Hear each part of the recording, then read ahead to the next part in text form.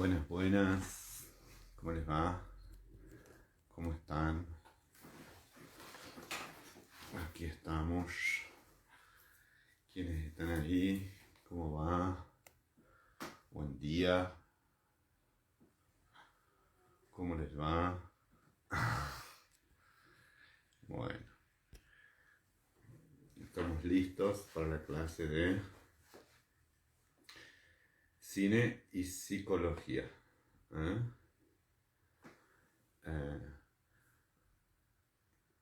¿Cómo están? Un minuto, por favor. Oh. ¿Cómo va? Ahí está. ¿Quiénes están? Oh, otra vez. Acá. ¿Quiénes están ahí? ¿Me escuchan? ¿Me escuchan bien? Espero que me escuchen bien, solamente con que pongan sí o no. ¿Se escucha? ¿No se escucha? Con eso estamos. ¿Eh? Bueno, ahí se están sumando más al aula. ¿Eh? Buen día. Un día preciosísimo. ¿Eh? Muy lindo día. ¿Eh? Bueno, ya somos 13. ¿Y hasta dónde hemos llegado? Hemos concretado justo, más o menos, en los 2 primeros meses, lo que hacía a la primera bolilla. ¿Eh? Cuando digo lo que hacía la primera bolilla, a lo que hace, y que está bueno que así lo veamos, a las primeras diferencias conceptuales que había en relación al género. Y cómo eso tiene un andamiaje que es de corte religioso, antropológico en realidad, y además de antropológico tiene un andamiaje que es psicológico, o sea, aquello que está inscripto o que está puesto en lo cultural, de una manera o de otra, aparece puesto en la psiquis, por decirlo de alguna forma, o en las representaciones también mentales. Hola Andrés, bella mañana, buenos días, dice Inés, la Vivi del Bianco, Olga Marzolini, buen día, te escuchamos bien, hola, hola grupo. Bueno, yo escogí que empezáramos por la directora Barbara Streisand. Vieron que hay una linda novedad. Linda novedad. Le dieron el Oscar a Anthony Hopkins, un hombre que está por cumplir el año 37, que está por cumplir 84 años. Y ya con esa peli vamos a hacer una presentación porque es muy buena. Y les decía que comprender esto del género nos sirve para hablar de diferentes tipos de cuestiones que tienen que ver, una con las relaciones de pareja, otra con las relaciones filiales, ¿no? Vamos a explicar a las tres, otras con las relaciones de amistad y con las relaciones societarias, por decirlo de alguna manera, ¿no? Cuando digo esto, me estoy refiriendo a que a lo que nos referimos es que, por ejemplo, la cultura nos organiza en las familias y nos organiza, entre otras cosas, en función, por ejemplo, de qué tareas se les asigna a las hermanas versus a los hermanos, ¿no? Esto es una diferencia importante. Otra de las cuestiones que también tiene muchísima importancia, no es menor, es la relación que hay entre las relaciones de pareja, o sea, cómo estas cuestiones de género van a estar y convertirse en un modo de relación entre varones y mujeres, o entre varones y varones, o entre mujeres y mujeres, ¿no? Yo les decía que esta película Gentle tiene la parte cómica de este desencuentro que parece de Shakespeare, parece de un desencuentro del sueño de una noche de verano, donde ella gusta de él, ¿no? Pero ella es él en realidad, porque en realidad ella es vista como un varón, que estamos hablando de Gentle, ¿no? Y de Angel, y a su vez él gusta de otra chica y la chica gusta de él, entonces se produce un desencuentro entre las atracciones heterosexuales, cuando detrás de esa hay una cuestión que es homosexual, digamos, entre el varón y el supuesto varón y la niña, ¿no? Entonces, ahí se mete bien, como confusión, como comedia, en algo que nosotros no terminamos de cerrarlo, pero lo vamos a abrir en su momento, es que para la realización finalmente femenina, ella no le queda otra cuestión más que huir, ¿no? Es decir, tiene que dejar la comunidad polaca, ¿no? La comunidad polaca ortodoxa. De hecho, yo no la vi, pero hay una serie que se llama Ortodoxa, ¿eh? Y entonces al dejar esa comunidad se ve en la última canción que ella está migrando hacia Estados Unidos como bueno, la tierra de oportunidades y la tierra de realización y sobre todo la tierra de una gran comunidad judía, ¿no? Pero les decía, ¿por qué vamos tocando esto? Porque en esto primero no solamente se juega quiénes somos como varones o como mujeres, independientemente después de las elecciones sexuales, sino la primera matriz en la cual se nos va asignando tareas, ¿no? Las del cuidado de las mujeres, las de los varones salir a la calle, la clásica más común que ustedes suelen conocer es quién cuida, ¿no? Y qué es lo que se cuida, ¿no? Entonces, además con qué se juega, esto típico más binario, que los varones con los autitos, que los varones con el rastro, las cosas de construcción y las chicas con las muñecas, ¿no? Eso podríamos decir que ha cambiado mucho, ¿m? Pero no ha cambiado tanto en el sentido que sigue habiendo desfiles de Misses y no de Misters, ¿no? Es decir, después se va constituyendo algo que nos va a acompañar a lo largo de la adolescencia, y en la adolescencia hay un punto de inflexión que es muy significativo, y ese punto de inflexión que es muy significativo tiene que ver básicamente con qué identificación sexual se produce, identificación que ya vino jugándose, por decirlo de alguna manera, en dirección al desarrollo de la primera infancia, ¿no? Es decir, hay un autor, bueno, que fue Freud, que ustedes seguramente lo conocen, que habla del complejo de Edipo, que es este enamoramiento que hay de la niña respecto de su padre y del niñito respecto de su madre, aunque le dicen Electra, pero en general se conoce más como el complejo de Edipo, pero básicamente es la búsqueda de ser, parecerse e identificarse con la figura que ese padre o esa madre ha amado o amaría. Entonces ser el objeto de amor, que como es una cuestión incestuosa después se va a reprimir, pero entonces sacar algo de eso. Y si efectivamente está el padre y la madre como objeto de identificación, que es un clásico, ya lo vamos a ver que en las parejas homoparentales o en las parejas de otra identidad sexual, también se producen esas identificaciones. Entonces algo de ese que conquistó a la mamá o algo de esa que conquistó al papá queda en nosotros, pero también esta es una simplificación del proceso de identificaciones. Hay psicoanalistas que dicen que las identificaciones son el engaño del deseo, el engaño que hace el yo al deseo, ¿no? Porque en realidad busco parecerme, y todo el deseo, el erotismo va a ir trajeado, va a ir detrás de ese otro traje que es las identificaciones secundarias, ¿no? Hay dos cuestiones que son básicas, ¿no? Cuando uno habla de primario y de secundario, o sea, hay unas primeras que tienen que ver con la configuración de esto que ya nos visten, nos invisten, nos ponen colores, nos ponen ropa, nos ponen todavía, se nos asigna eso que es el género asociado al sexo. Pero inmediatamente se va a empezar a construir. Entonces les decía que en la adolescencia se va a producir un momento muy interesante que es de revisar esas identificaciones donde efectivamente queremos destruir, por decirlo de alguna forma, o lo hacemos a través de específicas peleas, ¿no? Peleas también, podríamos decir, luchas, para decir más claramente, entre eso que hemos recibido de nuestros padres, esas investiduras, y aquellas otras que nosotros estamos desarrollando como futuros adultos, ¿no?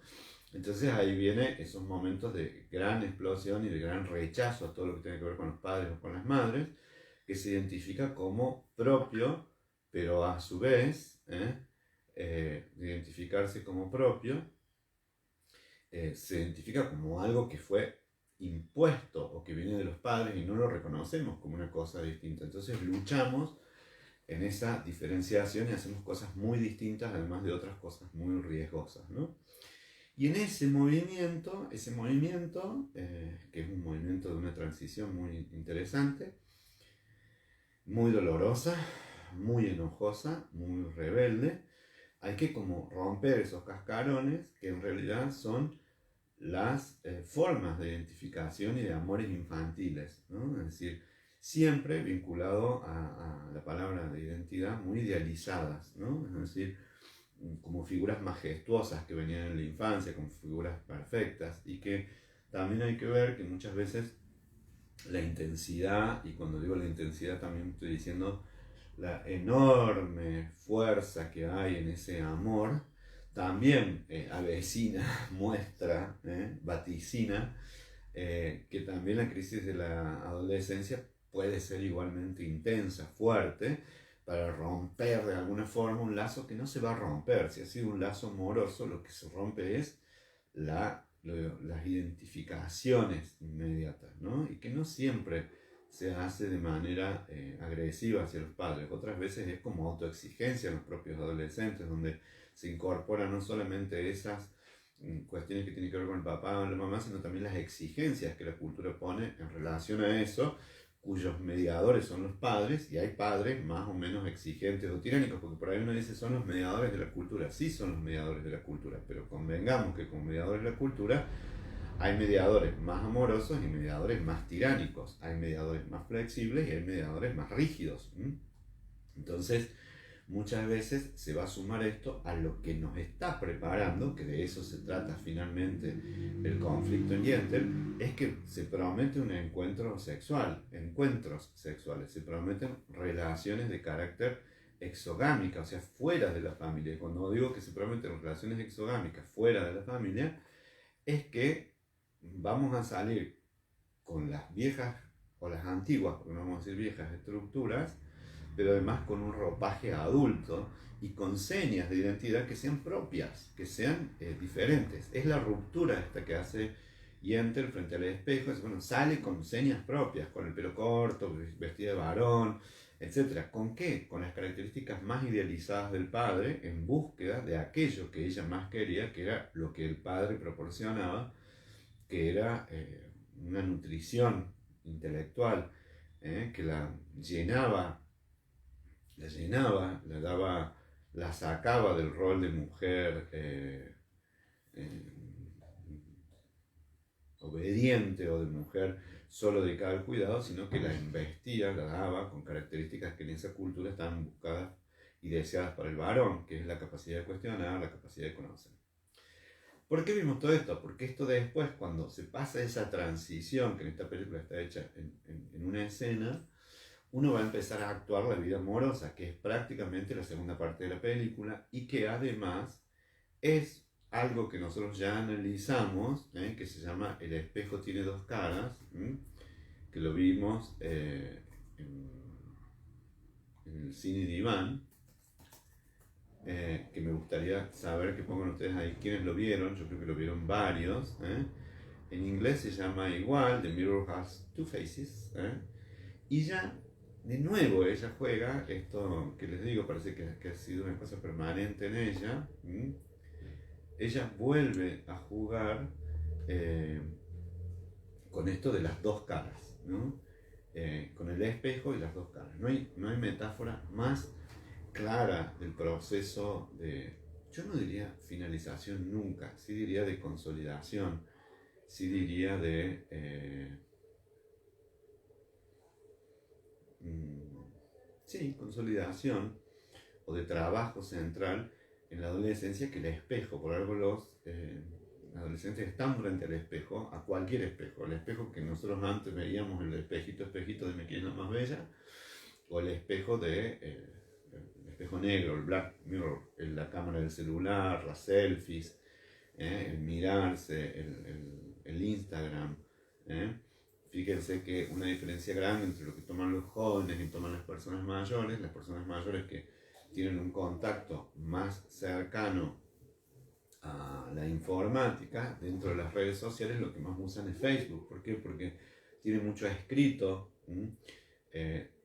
hay una cosa para leer, se pueden colgar documentos, ¿no? Pero si ustedes se corren generacionalmente y se mueven en las edades en que pueden estar sus hijos adolescentes o jóvenes, ¿no? O adultos muy jóvenes de 20 años, van a ver que el Instagram, por ejemplo, es la red social que es una red inmediata, dura un día la publicación, generalmente se ponen fotos, son historias que duran segundos, ¿no? Es algo bastante efímero. Y el proceso en el cual se va circulando este proceso identificatorio en la adolescencia es también y tiene esas características de muy repentino, muy efímero, ¿no? Es decir, todos los días es un conflicto nuevo, todos los días es un cambio en el físico, todos los días es un cambio de apariencia. Hoy estoy rubio, mañana estoy azul, me corto el pelo, me corto el flequillo, o sea, voy jugando con lo que se puede jugar, que es lo externo, y lo que se está jugando internamente, que es los movimientos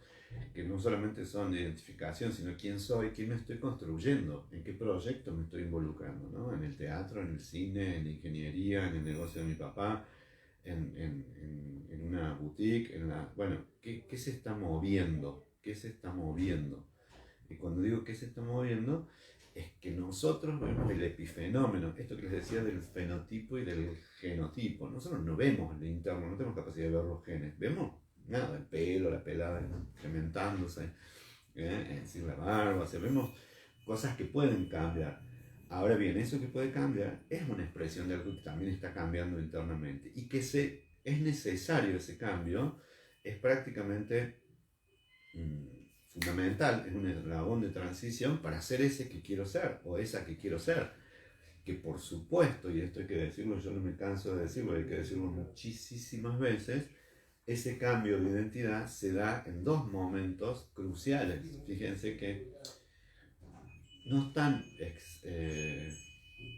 separados o no están escindidos de los cambios corporales. Otro momento en los cambios de identidad muy fuertes es el envejecimiento, porque también hay algo de lo externo, del fenotipo, de la caída del pelo, de las canas, de la caída de muchas otras partes del cuerpo, en la cual uno va asimilando mucho más lentamente, porque convengamos que el periodo de la pubertad es cortísimo, cortitísimo, y cuando digo cortitísimo es brevísimo en términos de línea del tiempo humano, ¿no? Porque 2 o 3 años hay cosas que suceden mes a mes. Los chicos, le cambia la voz, le cambia esto. Entonces, es un cataclismo de novedades que nos prepara en términos biológicos para la reproducción y en términos socioculturales para el amor, para la autonomía, para la vida en la adultez, la vida productiva, lo que decía Freud como signos de madurez, que es el amor y el trabajo. Pero bueno, se nos está preparando.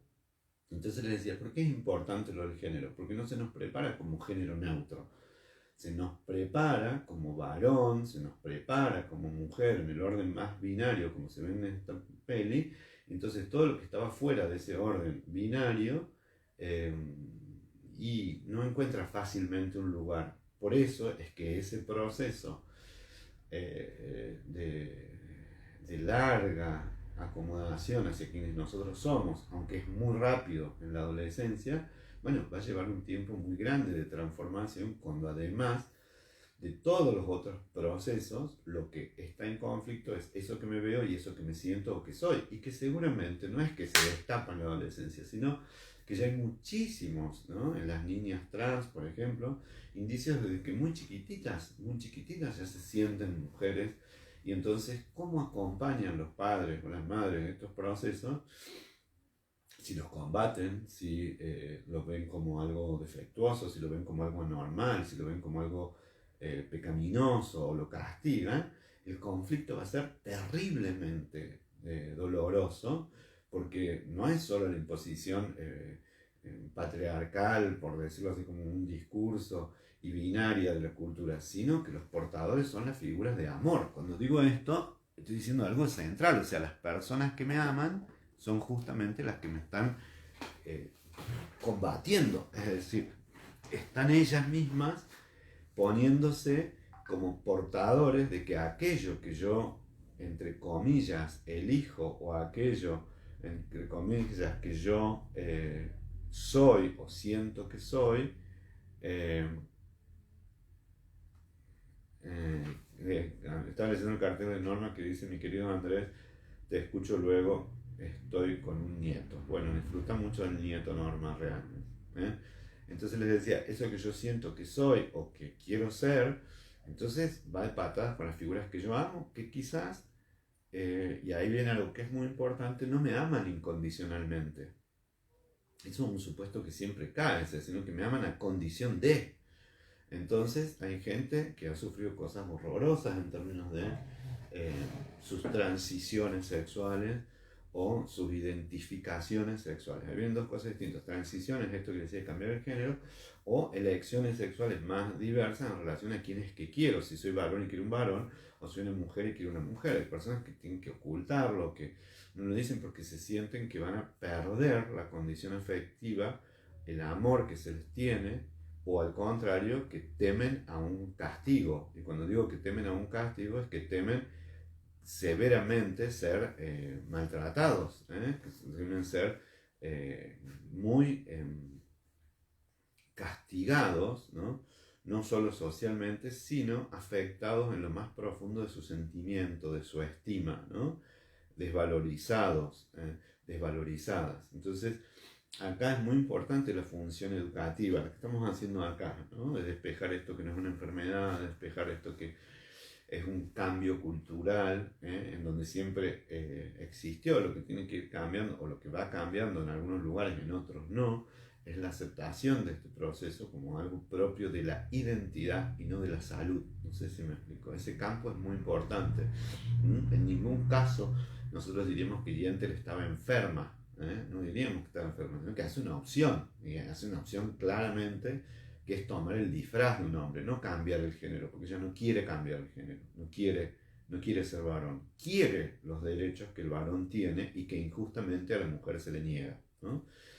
Entonces esto tiene que ver con cosas mucho más cotidianas, ¿no? La masculinización de ciertas mujeres, que dicen, es una machona, encima se las castiga porque tienen que tomar atributos masculinizados, por decirlo de alguna forma, para presidir, para estar a cargo de una empresa, para dirigir esto, como una especie de apropiación del poder pareciéndose al varón. Por suerte ya hay muchísimas mujeres que no necesitan hacer eso, ¿no? Pero también hasta desde la psicología, la Vulgata dice, es una mujer fálica, como diciendo que es alguien masculina, que detenta el poder, lo fálico, ¿no? Que eso no es ni más ni menos que otro, yo no diría que micro prejuicio, sino que es otro prejuicio más de que al poder solo acceden los varones. Entonces hay que, en términos de identificación secundaria, parecerse un varón para ejercer bien el poder. En modos de relacionarse, en modos de tratar, en modos de vestirse, en modos, y cuando digo modos, en modos, esta reliteración que estoy haciendo es maneras, ¿no? Porque la identidad tiene que ver con formas de comportarse. Angélica, ¿me haces un favor? Un corte. Trae los lentes azules que están en la mesa de luz. Bueno, entonces, esas maneras, esos modos, son formas de comportarse, y esos modos de comportarse son decires de quién soy. Esto es fundamental. O sea, esto que hace muchísimo en un curso de mismo, se dice de mí, se dice que soy fea, que mi camino lo maleva, etc. Todo eso se dice de mí. ¿Qué hay de eso de mí en lo que se dice de mí? Porque eso es lo que dicen los otros, es lo que les decía, la construcción de la identidad. ¿Para qué también muevo y agito una pertenencia, un parecer, ¿no? Porque también pertenezco a un grupo. Entonces, cuanto más cerrado o más ortodoxo es ese grupo, más necesario, está jugando acá realmente es lo mismo. Entonces, QKKK, el Ku Klux Klan. Bueno, para parecerse el Ku Klux Klan es una doble identidad, de día nada, pero cuando hago la salvajada de ir en contra de un grupo de negros, entonces me encapucho, me uniformo. Entonces, cuanto más uniformado es ese grupo, quiere decir que sus reglas de asignación de roles sexuales, de roles jerárquicos, de capacidades, son muy estrictas. Cuando digo que son muy estrictas, es que efectivamente, si me quiero ayornar a ser policía, bueno, tengo que usar un uniforme azul con unas botas, uno de fajina, otro de no sé qué. Si quiero entrar y formar parte de por ejemplo, el Circo du Soleil, gracias, muchas gracias. El uniforme ya será otro, ¿no? Serán muchos diferentes tipos de uniformes, ¿no? Entonces, también puedo decir que esto pasa, ¿no? Yo siempre me río por ahí, digo, las chicas se producen, me acuerdo de la adolescencia de mi hija, de mis sobrinas, y las veía, y finalmente uno las llevaba al boliche y se veían todas muy parecidas, con la minifalda negra, con la remerita ajustada negra, con unos sacos así, entonces decían, bueno, hay tanto esfuerzo en ser como a mí me gustaría ser, como a mí me gustaría estar, pero a su vez el resultado es que vistas grupalmente, todas se parecen un poco, ¿no? Esa misma cuestión de identificación tiene que ver con la pertenencia al grupo, ¿no? Entonces pasa muchas veces, les decían, el envejecimiento, ¿no? Es decir, muchas mujeres, tenime, no sé qué, déjame así. Yo me acuerdo de una apreciación de mi hija, que es muy observadora, cuando era chiquita, decía, papá, uno cuando se pone vieja se pone rubia, como diciendo, todas van camino a la... Bueno, es una cosa en la cual nos terminamos pareciendo un poco y eso hace que se generen no solamente, sino que además son señas de las subculturas, sino que las personas mayores, los viejos, las viejas, se comportan de ciertas pautas que son adquiridas a lo largo del tiempo. Entonces los cambios en sus propias identidades, en las formas de manejarse unos con otros, en las formas de vestirse, van a ser más difíciles porque están arraigadas a lo largo de un proceso muy largo de construcción de la identidad. Porque ya no es quién soy a esta edad, sino también es quién soy a esta edad. Y cuando digo quién soy a esta edad, estoy diciendo qué cosas he ido portando a lo largo de mi tiempo y qué cosas he venido renunciando en esta identidad, ¿no? Porque seguramente no están ustedes con los pantalones Oxford, no están con esas blusas de bambula o no sé qué que quizás utilizaron, porque hay algo de la identidad que además, algo muy importante, tiene que ver con el proceso histórico o el cambio que se daba dando en la cultura. Por eso era importante ver esto en Yentl, que se trataba también de una historia contada a principios del siglo XX o hace 100 años, ¿no? En 1920 creo que era la historia, ¿no? Olga Marzolini dice, todo depende de la personalidad de cada uno. Por supuesto que depende de la personalidad de cada uno. Pero no solo depende de la personalidad de cada uno. Bueno, alguna vez tendrían que ver el ángel de la Angélica, que aparece en el cafecito. Solo ven la mano, el café. Gracias, Angélica. Y entonces les decía que en eso es cierto, Olga, pero ha habido mucha cultura de la psicología de plantear siempre la personalidad como si fuera un sustrato individual, un fruto de la absoluta libertad, entendiendo que hay una estructura de personalidad que encaja y que es posible, inclusive hasta la patología, en cierto contexto histórico y en ciertas variables que hacen a la definición de eso que es la personalidad. Entonces yo estoy de acuerdo con vos, habrá gente extrovertida, gente introvertida, gente más neurótica, gente menos neurótica, gente que tiene padecimientos más básicos, lo que ustedes quieran, ¿eh? Entonces, en ese sentido, hay una cosa que es muy importante.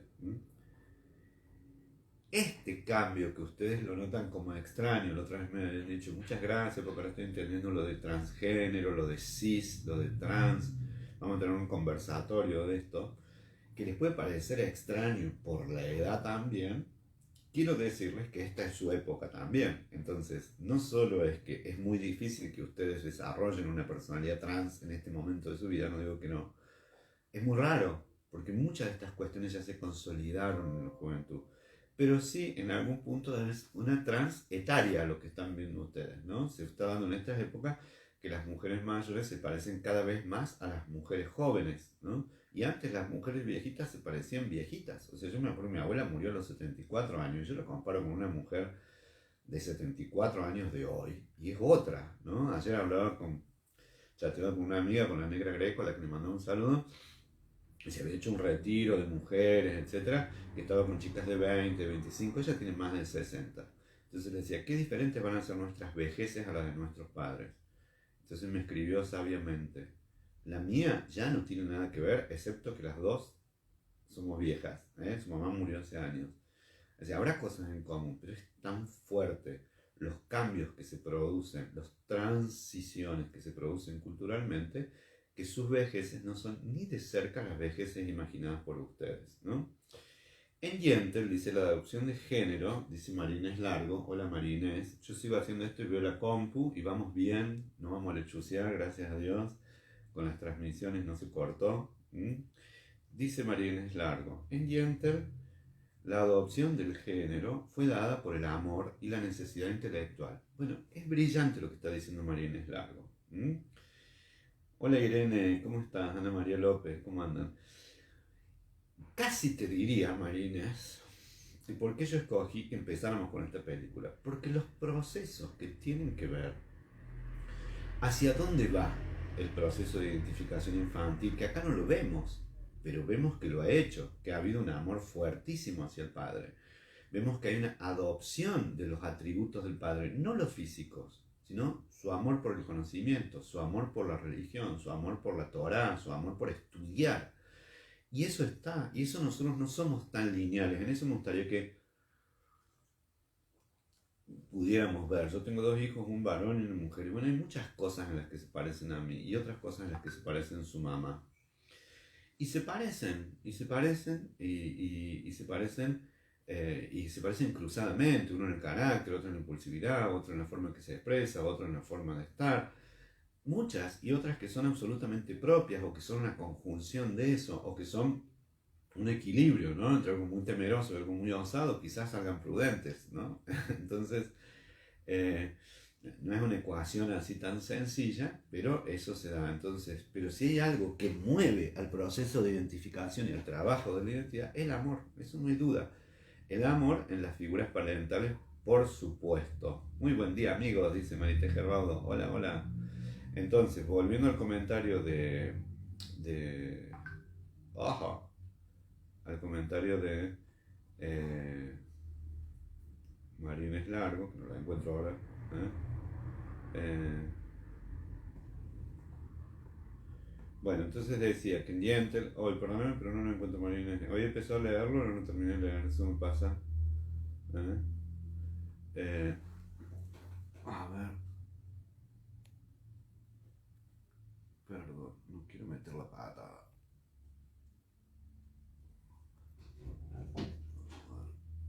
Hola. Porque no lo veo, pero si querés vos lo volvés a escribir. Perdón. Esto dice hola. ¿Eh? eh, bueno, entonces les decía los comentarios. Ahí está, ahí lo veo. Eh, entonces les decía, no solamente tiene que ver con el amor y la búsqueda del conocimiento, sino que finalmente tiene que ver con ejercer de alguna manera la adultez. Cuando digo ejercer de alguna manera es ejercerla, ¿no? ¿Qué quiere decir esto? Básicamente es ejercerla de manera activa. Es decir, ser adulto implica, entre otras cosas, proponerse, por ejemplo, trabajar, proponerse, por ejemplo, establecer una pareja, proponer, por ejemplo, ser y estar con los otros del mundo en alguna manera más o menos parecida a la que nosotros deseamos. Y cuando digo más o menos parecida a la que nosotros deseamos, es simple, es decir, ¿cómo queremos ser vistos? Cuando digo cómo queremos ser vistos, es ni más ni menos, es decir, qué nos planteamos para, ¿eh? Eh, bueno, lo que estabas diciendo vos, que se construye de acuerdo a la personalidad y el entorno, qué nos proponemos para adelante. Después, y eso es lo que iba, a lo que iba en la introducción de la clase, vamos a entrar en un momento de decir, ¿en qué se va a jugar? En cómo ser hermano varón, cómo ser hermano mujer.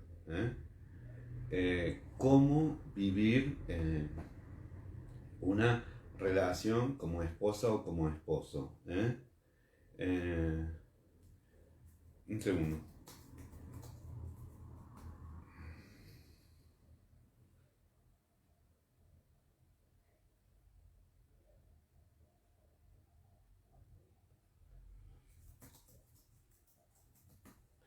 Entonces les decía, ¿qué es lo que aparece como una cuestión muy importante? Es que no va a ser solo en la pareja, sino va a decir cómo ejerzo después el rol del papá o de la mamá, cómo ejerzo después el rol de cuidar o de no cuidar, ¿no? O de proveer o de no proveer, o de nutrir o no nutrir, o los cómo, es cómo ejerzo yo de manera personal eso que se construyó. Y acá a mí me gustaría hacer un breve repasito, eh, y en eso es muy importante, es la siguiente cuestión. Eh, muchas veces nosotros nos decimos eh, algunas cosas que nosotros no entendemos mucho. Quiere decir, decimos, esto es un mandato. Eh, Cuando digo un mandato es algo que se nos impuso, entonces lo leemos como algo ajeno, ¿no? Este era un mandato de mis padres. Si yo identifico que eso es un mandato, es algo dado, ya en algún punto deja de ser mandato, porque deja de incidir de manera imperativa, de manera obligatoria. Pasa a ser algo que yo descubro que es un modo de comportarme. Entonces yo puedo o eh, reconciliarme con eso, ¿no? Y decir, bueno, a ver, ¿qué hay de eso que se supone que es un mandato, del cual yo no me doy cuenta, etcétera, que está en mí y viene de mucho más atrás, ¿sí? Y que quizás gran parte del trabajo más profundo del proceso de identificación es qué cosas voy descubriendo a lo largo de la vida, y acá lo voy a decir claramente, lo de transexual, lo que se decía que era una transición, a lo largo de otras transiciones vitales. ¿Qué quiere decir?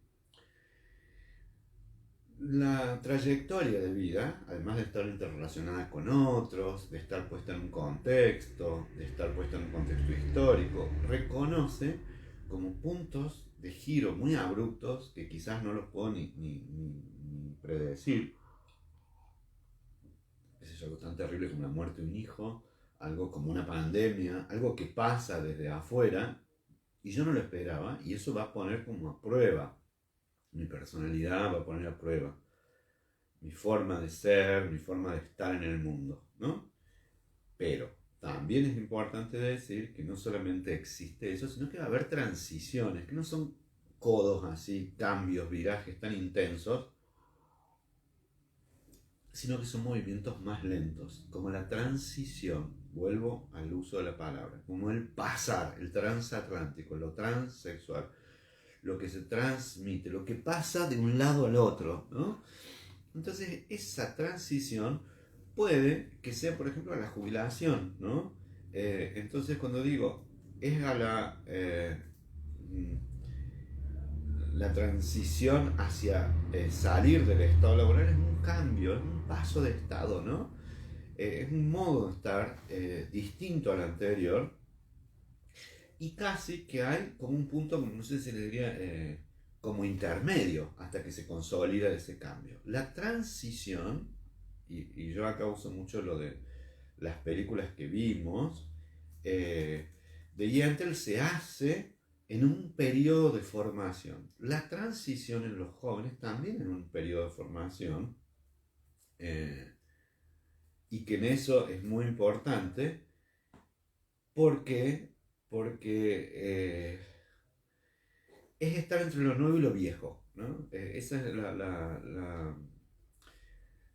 lo de trans es de un lado y del otro, ¿no? Transatlántico, de un lado América, del otro lado Europa, transoceánico, entre dos oceánicos, ¿no? Y que ustedes saben que el sufijo, ¿no? Transición, ¿no? Es el hecho de que ya pasaste, ¿no? Es la acción o el efecto. Entonces, es estar entre un lado y el otro, ¿no? Lo transgénero es ese paso entre haber estado en un género y pasar al otro, nuevo. Y en esto, que viene del latín, que para mí es muy importante que ustedes lo sepan, ese prefijo trans, ¿no? Que es pasar de estar de un lado del otro, también tiene que ver con decir, bueno, voy a jubilarme, voy a dejar de trabajar, voy a pasar de los trabajadores a gozar de... Hay una transición, a veces que es abrupta, un día para otro te dicen te jubilaste, pero hay un tiempo psíquico en que uno se va preparando y dice, bueno, voy trabajando menos si puedo, o voy preparando otra actividad. Entonces, en ese sentido, lo que dicen, esa transformación a la que hace mención Irene Graffi, ahora veo los comentarios al toque, o Beatriz Galleto que dice que pueden ser resignificados, bueno, de eso se va a tratar esto también, de que esas transiciones, pasar a ser grande, pasar a ser jubilado, pasar a ser padre o madre, ¿no? Es una transición en la cual yo voy a dejar lo antiguo, el no serlo, para pasar a esto, o cambiar de estado, ¿no? De estar soltero a casarme. Entonces, sí es importante que nosotros lo tomemos porque vamos a ver cómo se mueve eso ya en esta película de una manera muy lúdica. Lo lindo de haber empezado con Barbara Streisand no es las grandes películas. Dicho sea de paso, otra buena noticia es que ganó una directora mujer. Lo que no le pudo pasar al pobre Barbara Streisand, ¿no? Entonces, nosotros vamos a ver la peli que está en Netflix. Lo voy a corroborar, pero está en Netflix. Estoy seguro que está en Netflix. El espejo tiene en Netflix. Ahí está. Sí, estoy fijando. Y está en Netflix. Eh, con Jeff Bridge. Va con algo que es una transición, como les digo, linda. Casi que les diría que hasta divertida. De una soltera a ser casada. Miren, esto tiene tanto, ahí les voy pasando el vínculo de Netflix, tiene tanto, ahora estoy filmándome como se llama y lo estoy viendo como Andrés Urrutia. ¡Wow! Esto es interesante. Y su vestido sencillo con zapatillas como se transformaron en los... Ah, no lo vi, Irene, no lo vi. Pero me alegra muy mucho que sea una directora y que haya sido... Lamento que no haya ganado Glenn Close porque es un peliculón que la vieron con Mariam. Entonces, eh, fíjense que ella sigue, nada, en una historia que está contada, nada, sobre finales de los 80. Creo que la película El espejo tiene dos caras. Ahí vamos a... Como ya hemos trabajado bastante, vamos a entrar directamente a la peli. Entonces, sí me gustaría que lo veamos. Esta película es de los años 90, no sé si 95, 96. Y se trata de una de las grandes cuestiones que tiene que ver con el género, que es las solteras, ¿no? Las solteras. Y esos dichos horribles como la suerte de las feas, las bonitas la desean, ¿no? Yo creo que me parece que es interesante anclarlo a la biografía de Barbara Streisand. Yo se lo pondría porque ella sufrió algo muy parecido a lo de Meryl Streep, que era la fea de Hollywood, ¿no? Esto de la suerte de las feas, o sea, no es suerte, sino todo lo que tienen que trabajar las definidas socialmente como feas, porque las bonitas ya gozan de uno de los beneficios de los atributos asociados a la mujer, que es ser linda y conquistada, ¿no? En ese sentido, eh, es interesante saber que ella fue sumamente rechazada, ¿no? Ella es una actriz de los años 40, súper talentosa, actriz, cantante, compositora, directora de cine, bueno, todo lo que se les ocurra. Y en realidad,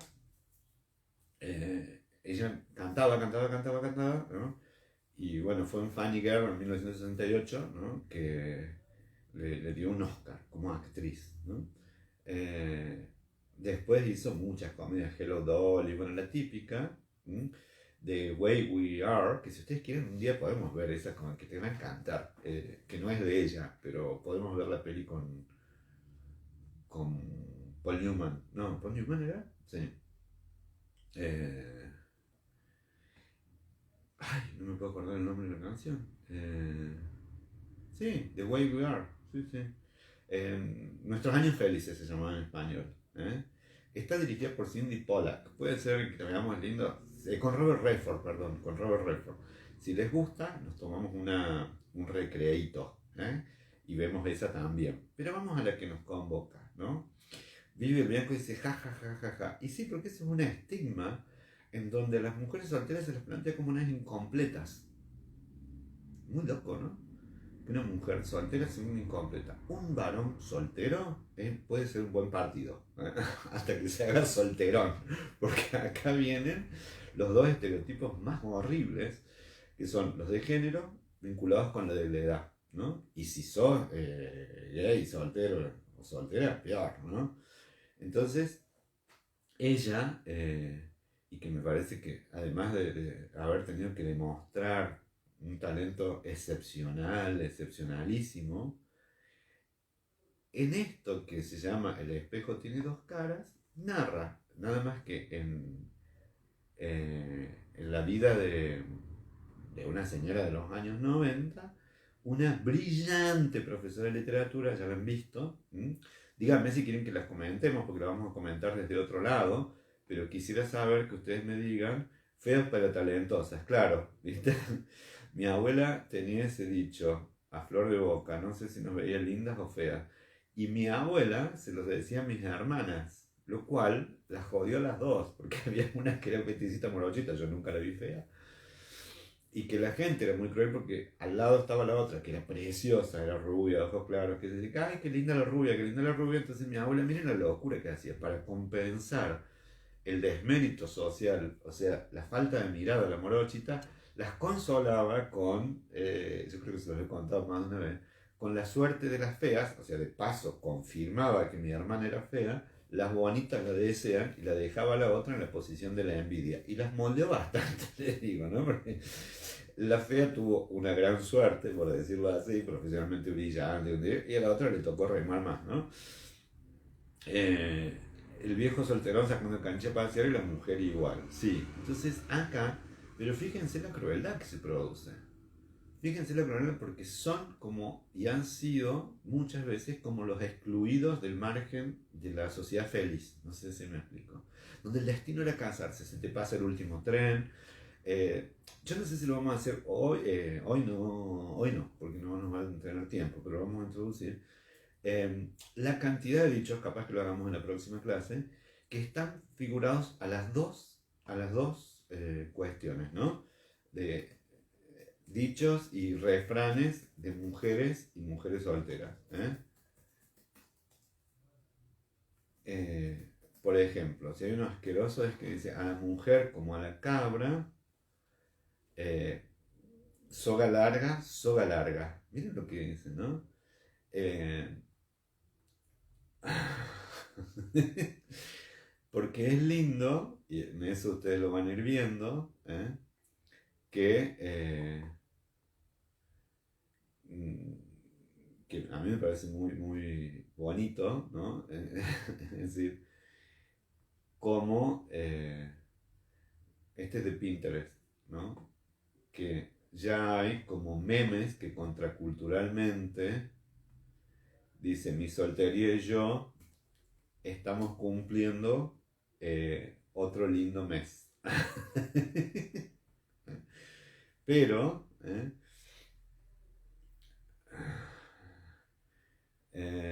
ser una madre soltera no significa que eres débil, significa que eres suficientemente fuerte para prosperar por ti misma y esperar lo que te mereces. Pero antes estaba muy ligado a la amargarse, la vinagrada, eh, a vestir santos, o sea, como que la otra que quedaba era eh, mm, muy ligada a perder, ¿no? Eh, y también como una envidia, ¿no? Entonces dicen, esta está bien porque está soltera, porque no tiene hijos que criar, porque no tiene nada que renegar. Eh, entonces, en ese sentido, los varones solteros es como los langas, los que no dan explicaciones. Y fíjense que esto lo usa hasta el Facebook, en una relación soltero, casado, porque a cualquier edad, en cualquier red social, en estas épocas, algo de eso eh, aparece, ¿no? Como una cosa que uno tiene que...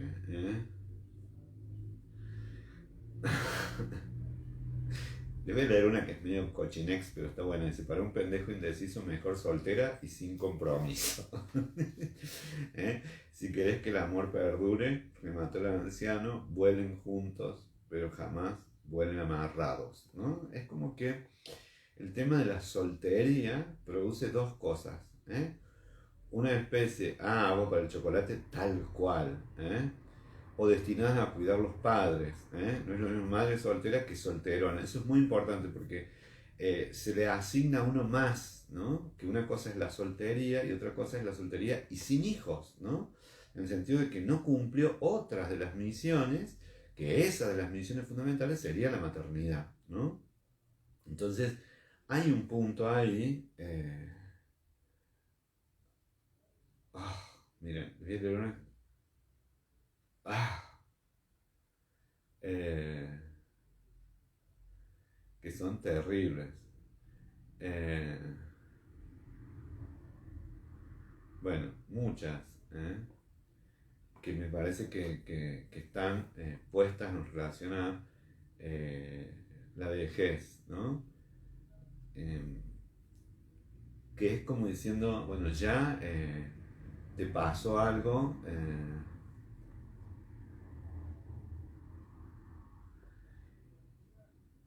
solamente cuando te encuentra la vejez, te encuentra como en soledad, ¿no?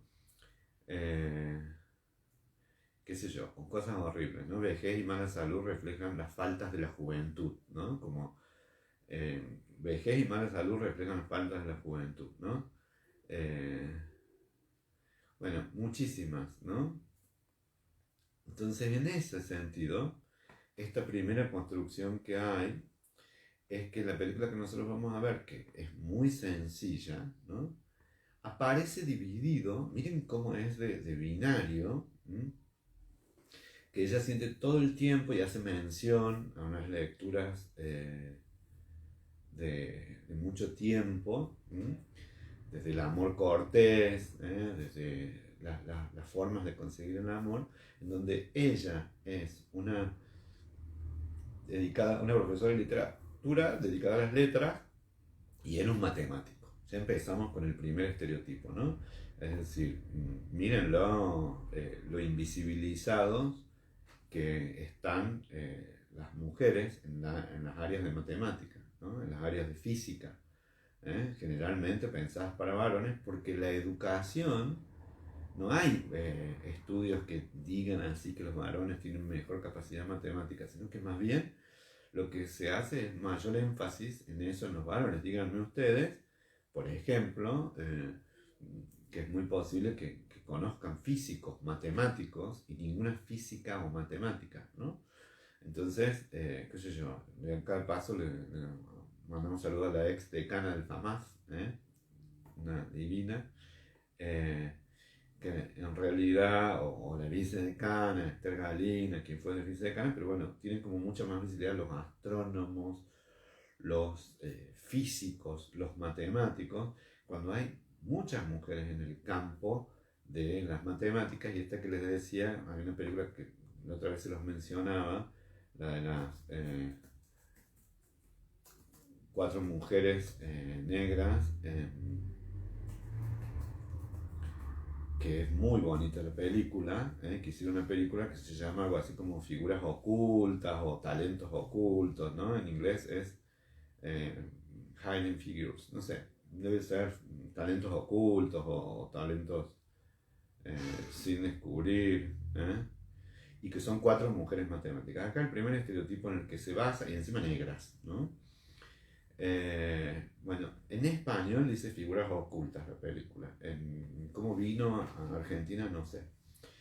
El título. También estaba en Netflix, ¿no? y la otra que ella es profesora de literatura y él es un matemático, ¿no? Pero en eso es que me van a permitir un segundito, voy a cortar por un segundo nada más. Me esperan un segundo, ya vuelvo.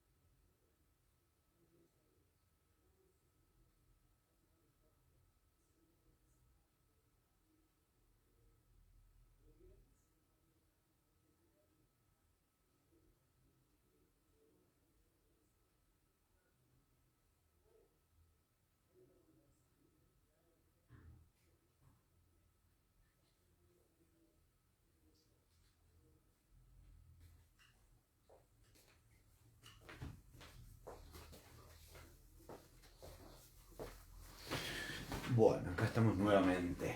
¿Eh?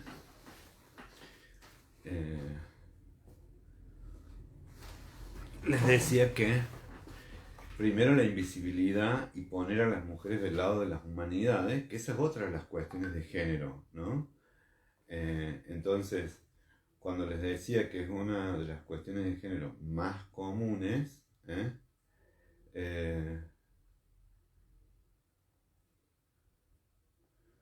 esto que les decía, miren acá, me manda, yo la verdad que tengo una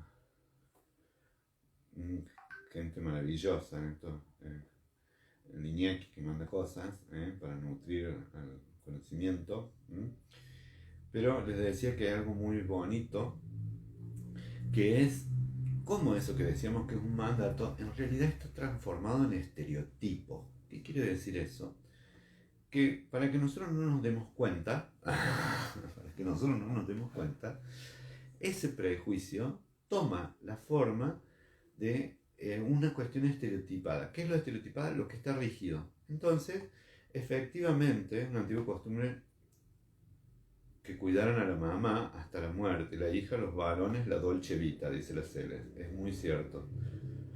Verónica Lanegada dice, no existen mujeres feas. Eso no solo es de estereotipos falsos. Cada mujer tiene su propio encanto y todas son merecedoras de amor, al igual que los hombres. No hay que caer en preconceptos. Estoy totalmente de acuerdo con lo que dice Verónica Lanega. No solamente estoy de acuerdo, sino que lo que estamos haciendo en términos de cine y psicología es que empecemos a revisar, porque lo que dice la Vero, a la cual le mando un fuerte abrazo a una compañera del secundario, es que aunque nosotros lo sostengamos, el estereotipo lo sostiene mayoritariamente la cultura, por lo cual genera esta cosa de la sospecha, no sé si me explico. Y bueno, será muy neurótica, será muy jodida, será...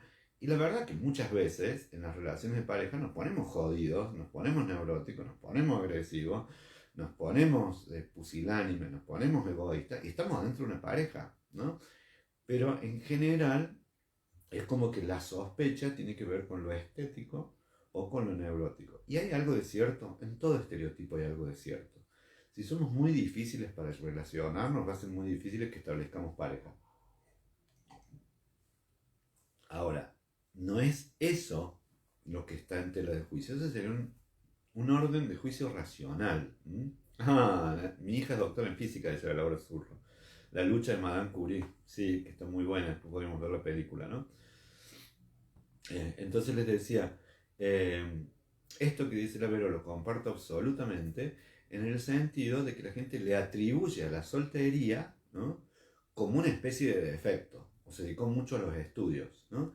Y hay que preguntarse si eso no podría hacerse porque las exigencias solo permiten eso, independientemente de que la soltería también pudiera ser una opción, porque ¿dónde está el estereotipo? En que el sinónimo de la felicidad es el estar en pareja y el sinónimo de la felicidad es tener hijos, ¿no? Eso es lo que está en juego, eso es lo que está puesto siempre en términos de visión estereotipada.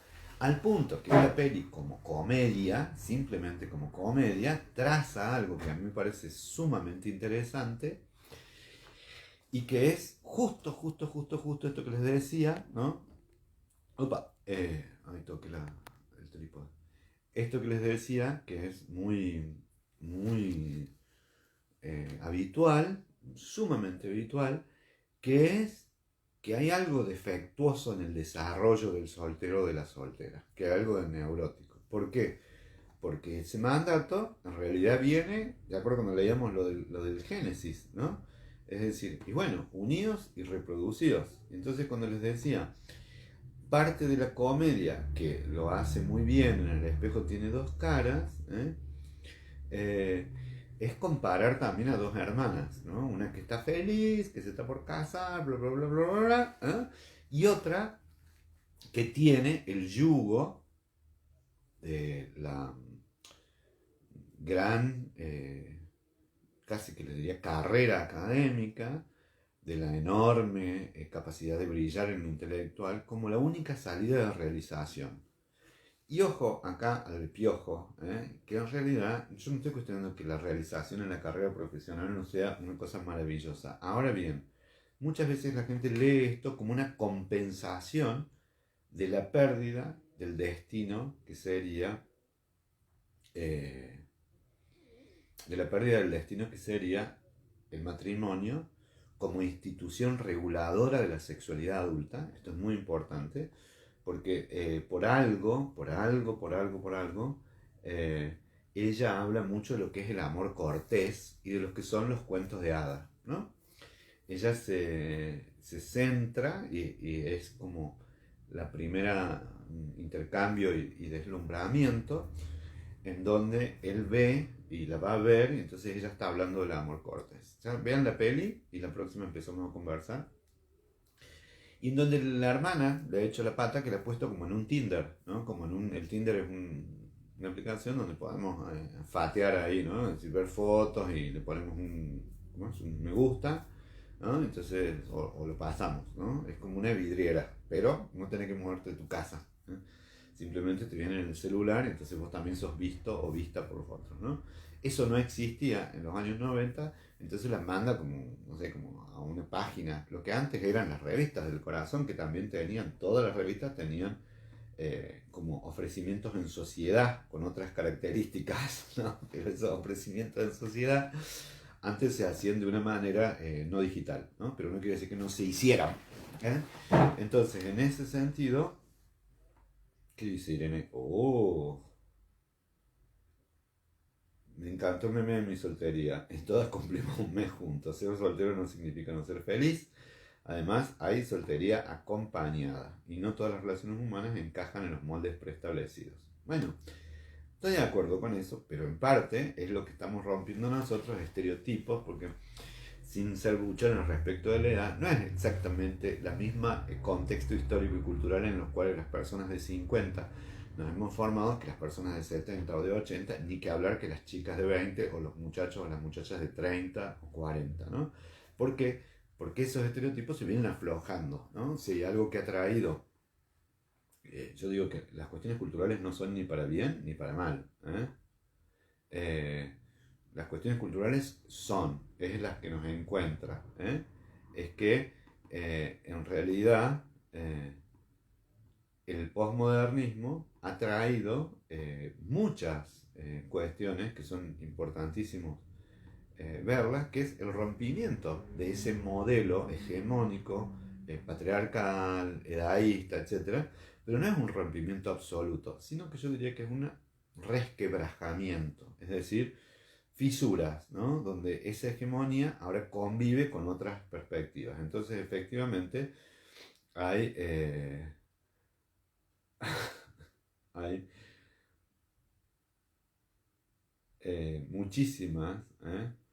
muchísimas formas de eh, cuestionar ese estereotipo, pero no está tan, casi que les diría, tan difundido como para que se haya roto el estereotipo. Por lo menos reconoce diferentes, casi que les diría como cismas, tamaños de fisuras, rupturas, en donde básicamente se puede reconocer más en eso, diferencias de edad o de subculturas, en donde no es lo mismo la afectación que tiene la edad para los jóvenes, que no es lo mismo la afectación que tiene la soltería para una mujer de 70 años, ¿no? Entonces, esto que estoy diciendo se marca hasta demográficamente, ¿no? Seguramente si ustedes toman la media de edad,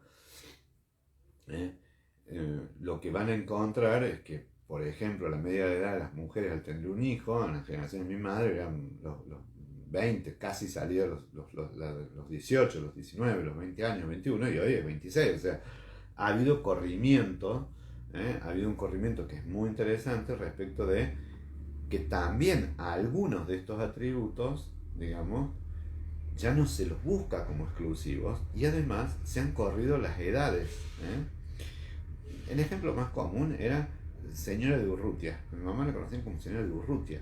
Hoy difícilmente una mujer firme como señora de... Eso es como muy importante porque cuando digo que el señora de era una marca de una época, ¿no? Y cuando digo cuando era una marca de una época es que hubo, y en eso es interesante tomar el cine es una muestra, el cine es una muestra muy gráfica de las épocas, ¿no? Para las mujeres de más de 70 años o de 80 o más, hoy saben que el estereotipo de la mujer que consentía el varón era la rubia como Grace Kelly y que accedía exactamente al amor cortés, ¿no? Era una chica de Estados Unidos, actriz, muy amiga de Hitchcock, que había vivido muy bien, de mucho dinero, entonces se casa con un príncipe, literal, lo de Máxima Zorrigueta. Y a su vez convivía la rubia soltera, que era Marilyn Monroe, que tenía un destino horroroso, ser la segundona, la amante de Kennedy. En cambio, la señora casada, Jacqueline Kennedy, con 2 hijitos, una viuda respetable, era toda una conformación distinta.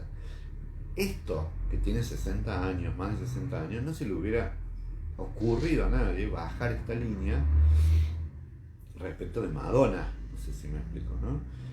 Ni que hablar de Britney Spears o de otras chicas, en ese sentido, todos esos estereotipos han cambiado, y en realidad esto que está diciendo Verónica, que la edad no es un impedimento para ser feliz, la edad es una cuestión de actitud, todo eso, esto ha ido cambiando, pero les diría que es bueno que lo revisemos, porque por ejemplo, si nosotros tomamos algunas de estas cuestiones y nos movemos en la misma época en subculturas, ¿no? Subculturas etarias, subculturas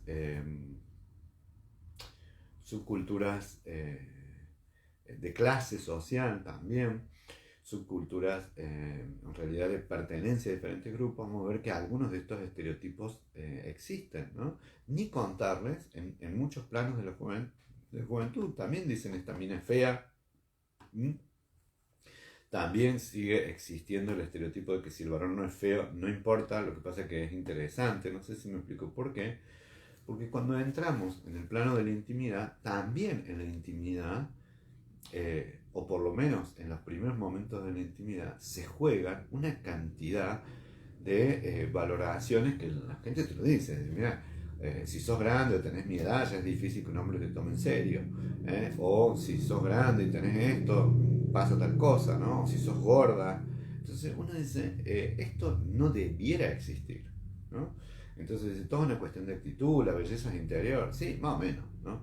Porque efectivamente eso que decimos es un anhelo, y cuando digo que es un anhelo, es que se juega entre medio esta cantidad de estereotipos que, como mandatos, producen una exclusión de ciertos mundos de relaciones y de ciertos mundos de libertad, ¿no? Esto estoy diciendo, yo perdí el seno ahora cuando entré al CEPRAN, dice Dora Tejido, ¿no? Sí, porque en el CEPRAN le ponemos el nombre del DNI, ¿no? Mi suegra firmaba viuda de, ¿no?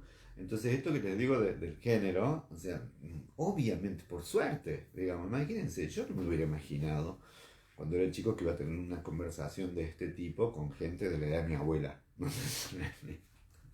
Y eso es muy bueno que haya esos componentes históricos. Y a su vez, también quiero decirles que este grupete en el que estamos reunidos, por más que la clase salga en vivo, que la reproduzcan después, que quede en el YouTube, etcétera, no es la opinión mayoritaria. Si bien ya hay un movimiento, o sea, que culturalmente es innegable, que deviene del feminismo, que deviene de los luchadores de género, que deviene de las luchas gremiales de las mujeres trabajadoras, que deviene, en lo cual esto sintetiza esa frase muy de los viejos de antes que dice, ¿cómo ha cambiado el mundo? ¿No? Bueno, sí, el mundo ha cambiado. Dice, yo puse el apellido de mi marido cuando me fui a San Luis, porque nadie me conocía y mi marido ya estaba sentado profesionalmente. Por ejemplo, ¿eh?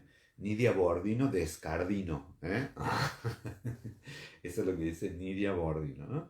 Entonces, y no es una crítica, sino que efectivamente, como el D es como si fuera una especie de traje, como si fuera una especie de tapado, como si fuera una especie de gabán, ¿no? Se lo ponían y se lo sacaban, dice. Los estereotipos trataban a la mujer como objeto en lugar de sujeto. Sí, dice, ahora felizmente los hijos llevan el apellido de la madre y del padre. Sí, y hay legislaciones que vos podés optar por uno o por otro. Vuelvo a decirles que esto tiene que ver con la época.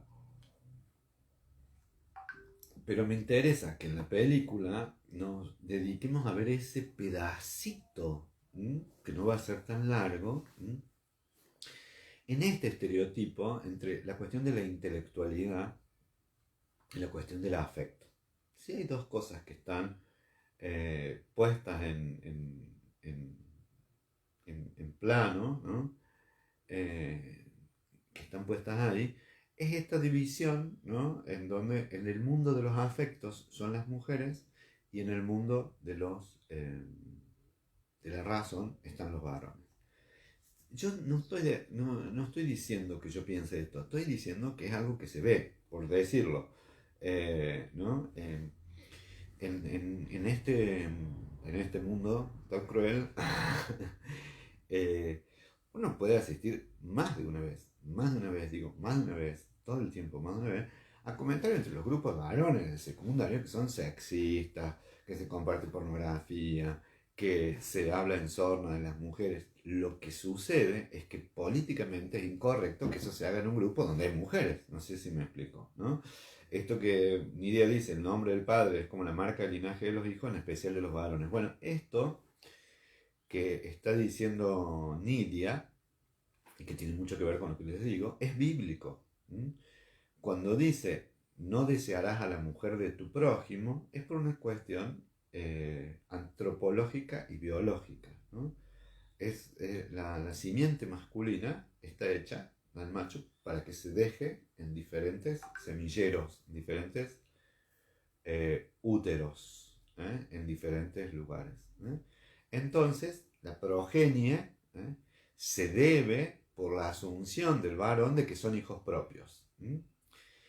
Y de ahí existe la condición de hijos ilegítimos o bastardos, ¿no? Entonces esto de no desear la mujer de tu prójimo es porque eran tribus distintas, 12 tribus, en las cuales mantener los linajes, mantener las tribus, ¿no? Que después se transformaron en esto de ser hijo de, ¿no?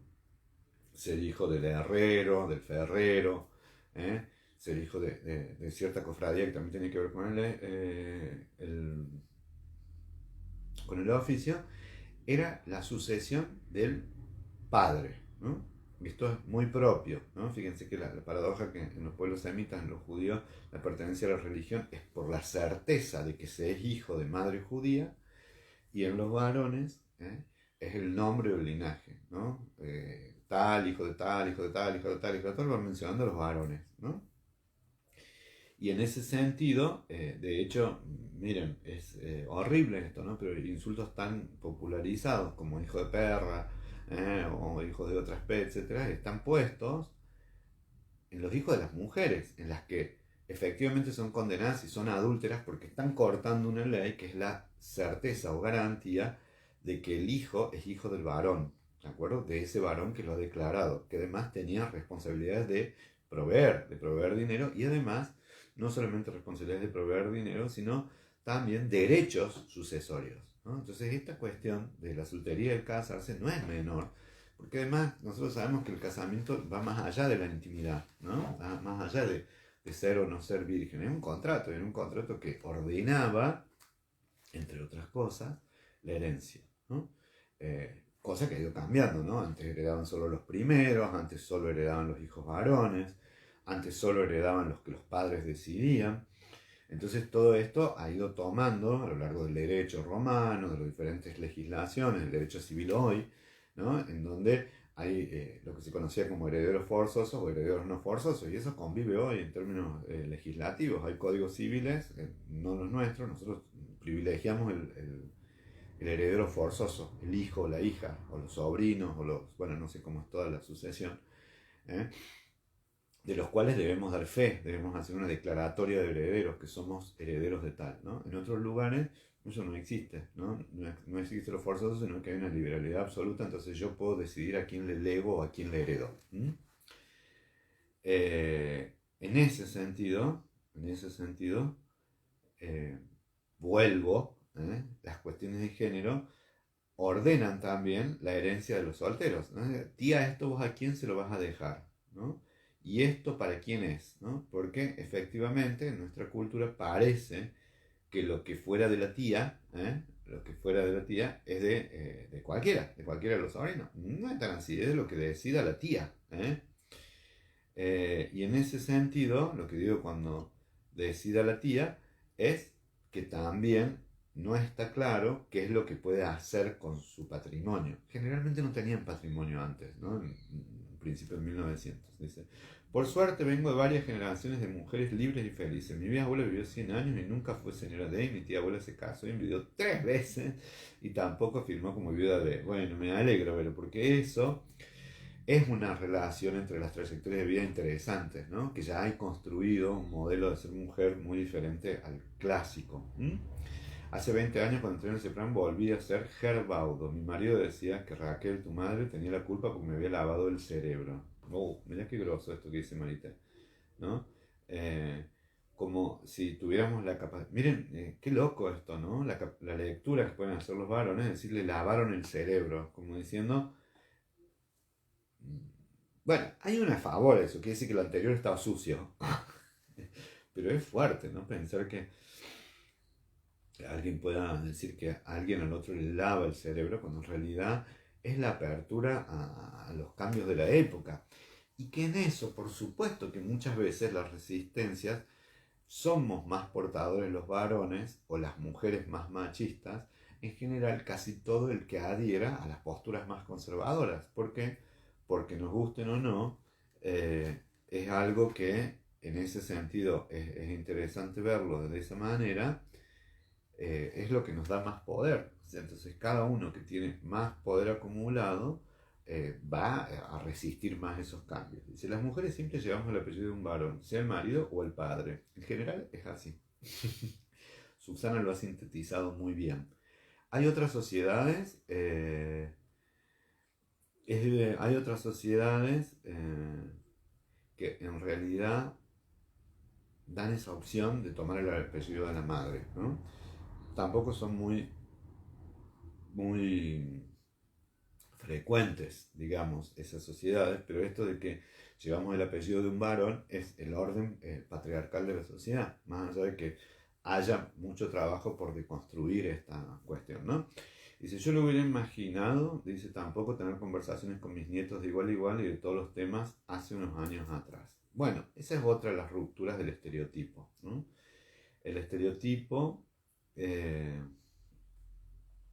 muestra algo que es común y que se viene rompiendo es que el estereotipo tiene un cruzamiento vertical, o sea, el asociado a la edad, los estereotipos idealistas, otros asociados a los géneros, y eso que estamos diciendo, unos asociados a la edad y otros asociados a los géneros, de alguna forma se entrecruzan y entonces afecta diferente a una chica joven cuando dice, y vos no te vas a casar, y vos no estás en pareja, y vos no vas a tener hijos, o en un sentido, no sé qué, el primer pensamiento de mi mamá que va a ser bisabuela, cuando mi hermana, que va a ser abuela, y mi sobrina que va a ser mamá, le dijeron, mi abuela, pensé si se van a casar y después dije, qué tonta, ¿cómo voy a preguntar esto? Ya no es más de esta época preguntar eso, ¿no?